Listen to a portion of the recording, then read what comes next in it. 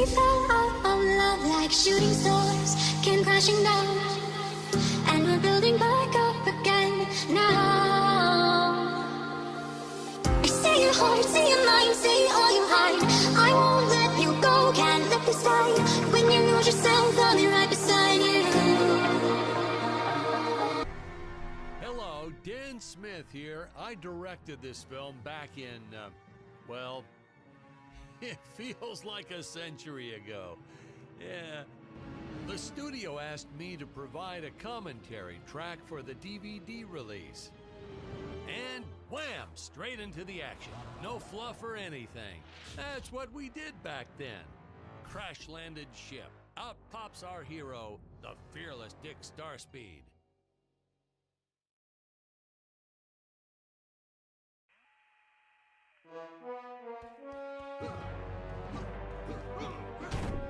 The ship's velociter reactor is damaged. I believe that I am stranded on an alien planet.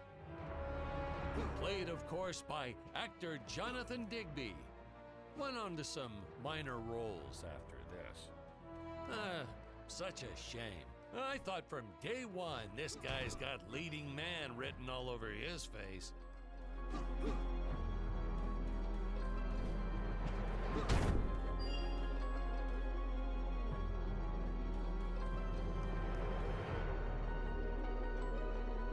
Greetings, citizens of Gravoria. I am Dick Starspeed, and I come in peace. Probably shouldn't have had Dick draw his weapon when he was talking about peace. Well, maybe one day we'll go back and CG it into a sandwich or something instead. Ha! Just kidding. And this is what people pay to see. A no-name middle-aged B-list actor duking it out with stuntmen in costumes. Such stunning choreography. Now, the extras in those robot suits really knew how to take a punch. Oh, literally. I told Jonathan not to hold back. Give it all to him. Kick him in the nuts and bolts. And I know what you're thinking, but don't worry. We handled it responsibly. We made them all sign waivers not to sue for injuries.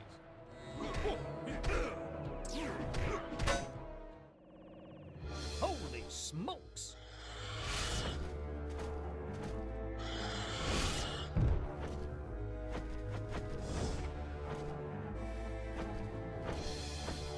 If I land squarely on that grain silo, I should survive this fall unscathed. Well, I shouldn't say this now, but you could actually see the strings if you squinted hard enough.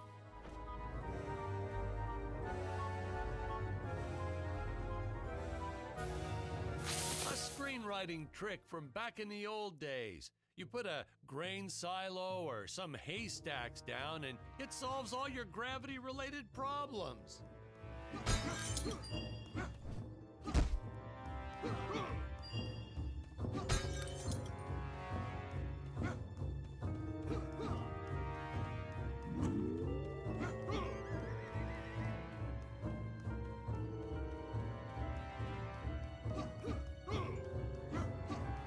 It appears some of my equipment was lost when my ship was shot down.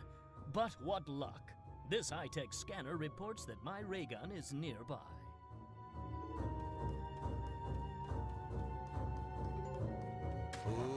Ooh, the fearless sea monster, always patrolling the shore, eagerly awaiting for his next meal.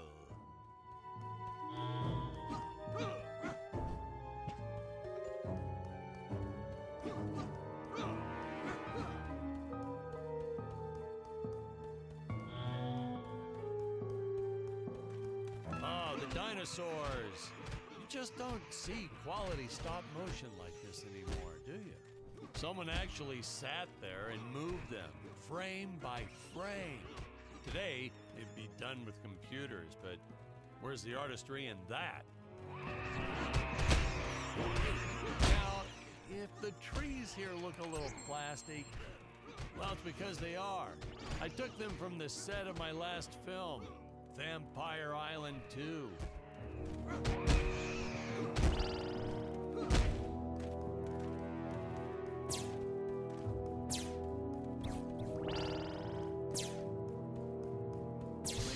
fair share of nasty letters from scientists complaining about our portrayal of the dinosaurs. Was news to me. Apparently, these stegosauruses weren't meat eaters. Must have preferred shellfish or something. Wow, how do they know? That's what I say.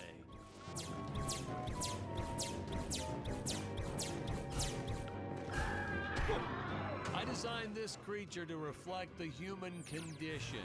Always hungry, never satisfied. The bottomless pit of the beast's stomach. I don't know, you say stuff like that in interviews and your film always wins awards.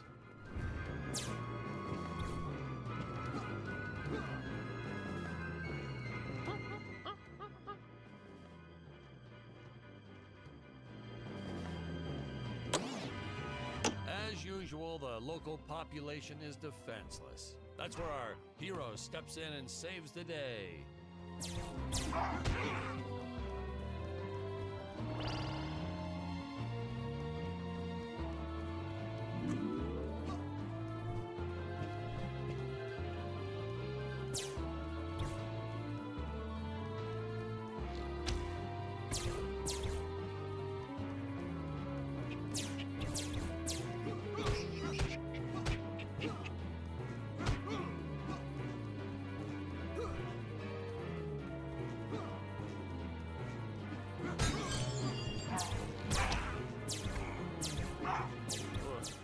Put Jonathan through a lot shooting this film. He wasn't the best actor, especially when reacting to getting hit. He's what you call a flincher. So I told the stuntman to really just go to town on him. It's the only way to get an honest performance sometimes. Our props master tried to make the weapons soft, but there's only so much you can do. Lucky for us, Dick's entire body was covered in that spacesuit. That thing was a lifesaver when it came to hiding bruises. How curious. They dissolved into what appears to be gold. You'll notice the gold disappears when Dick touches it. We had a deleted scene that explained he's actually teleporting it back to his ship. It's funny, no one ever questioned how Dick was able to walk around with an infinite amount of gold on him.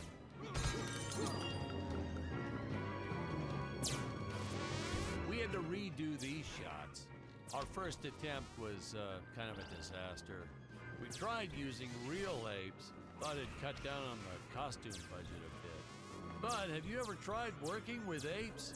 They are the worst actors ever. They don't sit still for a moment, and the second you take your eyes off of them, they're flinging their feces all over the place. Jonathan refused to work with them after he got, well, let's just say that he had to take more than a couple of showers one day. You know, you never forget the smell of monkey poo. We steam cleaned the studio top to bottom. Still never got rid of it entirely. All through the rest of the shot, we kept finding those little surprises hiding inside various props. Boy, were those the days.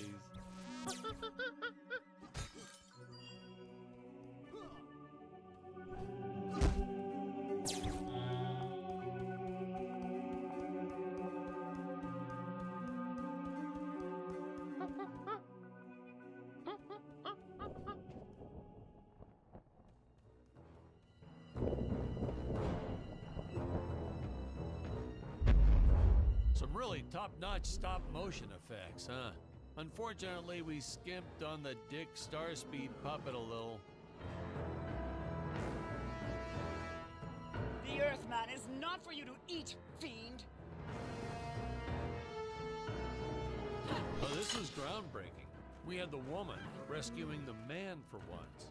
We were really ahead of our time with this scene, but then again, I've always been rather progressive. The studio execs didn't seem to get why it was such a big deal, though.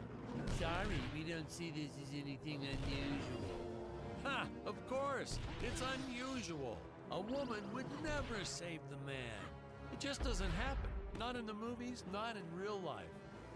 I don't know why we didn't get more recognition for this scene. Well, I guess I was just a little too ahead of my time.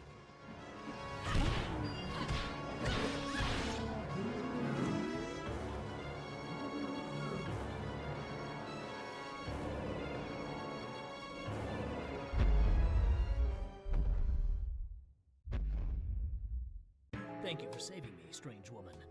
What is your name? I am the magnificent Scarlet Nova.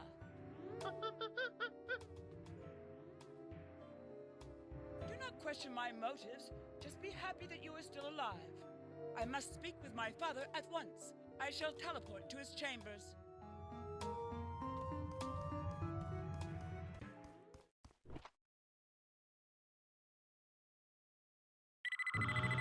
Huh? Where is this place? This is not my father's chambers. You have disobeyed me for the final time, Scarlet. Enjoy an eternity in the Tower of Eternal Solitude for all eternity. Ha, the old fool did not notice I am wearing my jetpack.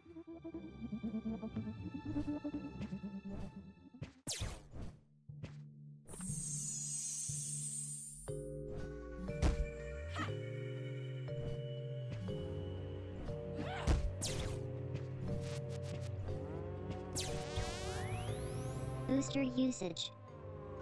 Wait. Wait. Survive.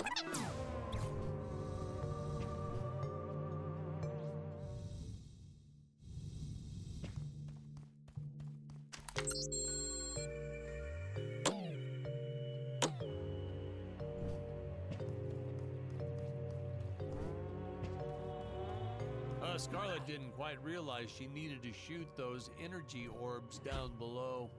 Keep in mind, Stacy was doing this on a soundstage, okay?